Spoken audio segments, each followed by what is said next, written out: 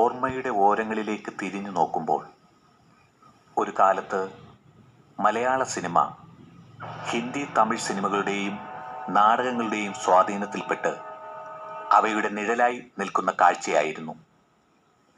ആ വേളയിൽ മലയാളത്തിൻ്റെ തനത് ആവിഷ്കാരത്തിൻ്റെ ചിറകടിയുമായി അപ്രപാളികളിലേക്ക് പറന്നിറങ്ങിയ സിനിമയായിരുന്നു ചന്ദ്രധാര പ്രൊഡക്ഷൻസിൻ്റെ നീലക്കുയിൽ.